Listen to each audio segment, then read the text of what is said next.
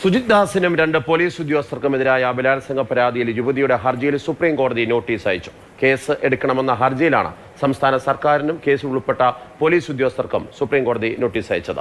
സംഘടിത കുറ്റകൃത്യങ്ങൾ നടത്തുന്നവർ പോലീസുകാർക്കെതിരെ വ്യാജ പരാതി നൽകാറുണ്ട് എന്നുള്ളതാണ് കോടതിയുടെ നിരീക്ഷണം. ബി ബാലഗോപാൽ വിവരങ്ങളുമായി നമ്മളോടൊപ്പം ചേരുകയാണ്. ബാലു, ഈ കേസുമായി ബന്ധപ്പെട്ട വിവിധങ്ങളായ ആരോപണങ്ങളുണ്ട്.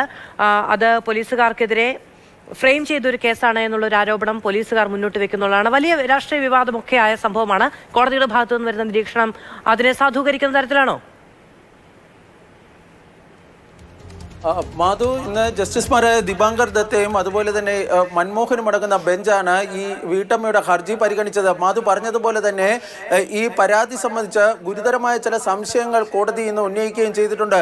ഈ കേസിന്റെ ഒരു ഘട്ടത്തിൽ വാദം കേൾക്കുന്നതിനിടയിൽ ജസ്റ്റിസ് മൻമോഹൻ പറഞ്ഞത് സംഘടിത കുറ്റകൃത്യങ്ങളും മറ്റും നടത്തുന്നവർ, ഈ സത്യസന്ധരായ പോലീസ് ഉദ്യോഗസ്ഥർക്കെതിരെ പരാതി, ഇത്തരത്തിൽ ബലാത്സംഗ പരാതികളൊക്കെ നടത്തുന്ന പല സംഭവങ്ങളും തന്നെ സംബന്ധിച്ചിടത്തോളം അറിയാവുന്നതാണ്. താൻ അത്തരം ഒരു നിരവധി കേസുകൾ പരിഗണിച്ചിട്ടുള്ളതാണെന്നും അദ്ദേഹം പറഞ്ഞു. കാരണം യഥാർത്ഥ കുറ്റവാളികളിൽ എത്താതിരിക്കാൻ വേണ്ടി ഈ പോലീസുകാരുടെ മനോവീര്യം തകർക്കുന്നതിന് വേണ്ടിയുള്ള നടപടികൾ ചില സംഘടിത കുറ്റകൃത്യങ്ങൾ നടത്തുന്നവരുടെ ഭാഗത്ത് നിന്ന് ഉണ്ടാകാറുണ്ട് എന്നാണ് കോടതി പറഞ്ഞത്. പക്ഷേ ഈ വീട്ടമ്മയ്ക്ക് വേണ്ടി ഹാജരായ സീനിയർ അഭിഭാഷകൻ ആർ ബസന്ത് ഈ വിഷയത്തിൽ വിശദമായി കോടതി വാദം കേൾക്കേണ്ടതുണ്ട് എന്ന് പറഞ്ഞു. കാരണം ഒരു മജിസ്ട്രേറ്റിന് ഇത്തരത്തിലൊരു യുവതി പരാതി നൽകുമ്പോൾ ഈ പോലീസുകാരുടെ വാദം കൂടി കേട്ടതിന് ശേഷമേ കേസ് എടുക്കാൻ വേണ്ടി നിർദ്ദേശിക്കാൻ വേണ്ടി കഴിയുകയുള്ളൂ എന്നത് ഒരു ഗുരുതരമായ നിയമ വിഷയമാണ് എന്ന് അദ്ദേഹം ചൂണ്ടിക്കാണിച്ചു. തുടർന്നാണ് ഈ യുവതിയുടെ പരാതിയിൽ അല്ലെങ്കിൽ യുവതിയുടെ ഹർജിയിൽ സംസ്ഥാന സർക്കാരിനും അതുപോലെ തന്നെ ഈ മറ്റു മൂന്ന് സുജിത് ദാസിനും അതുപോലെ ഡിവൈഎസ്പി ബെന്നിക്കും CA വിനോദ് കുമാറിനും സുപ്രീം കോടതി ഇപ്പോൾ നോട്ടീസ് അയച്ചിരിക്കുന്നത്.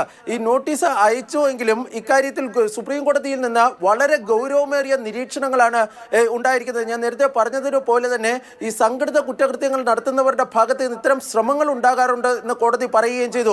സംസ്ഥാന സർക്കാരിന് വേണ്ടി മുതിർന്ന അഭിഭാഷകൻ സിദ്ധാർത്ഥ് ദവെ ഇന്ന് കോടതിയിൽ ഹാജരായിരുന്നു. അദ്ദേഹം ഈ പോലീസ് ഉദ്യോഗസ്ഥർക്കെതിരെ, അതായത് സുജിത് ദാസിനും മറ്റ് രണ്ട് പോലീസ് ഉദ്യോഗസ്ഥർക്കുമെതിരായുള്ള പരാതി കെട്ടിച്ചമച്ചതാണ് എന്ന തരത്തിലാണ് അദ്ദേഹം കോടതിയിൽ പറഞ്ഞത്. പക്ഷേ ഇതിന്റെ നിയമവശം സംബന്ധിച്ച കാര്യങ്ങൾ, അതായത് ഈ പോലീസ് ഉദ്യോഗസ്ഥർക്ക് ഇത്തരം സംരക്ഷണമുണ്ടോ എന്നതുൾപ്പെടെയുള്ള കാര്യങ്ങളിൽ വിശദമായ സത്യവാങ്മൂലം സമർപ്പിക്കാൻ സർക്കാർ തയ്യാറാണ് എന്ന് കോടതി നോട്ടീസ് അയച്ചാൽ അതിന് തയ്യാറാണ് എന്ന് അദ്ദേഹം കോടതിയിൽ വ്യക്തമാക്കുകയും ചെയ്തു.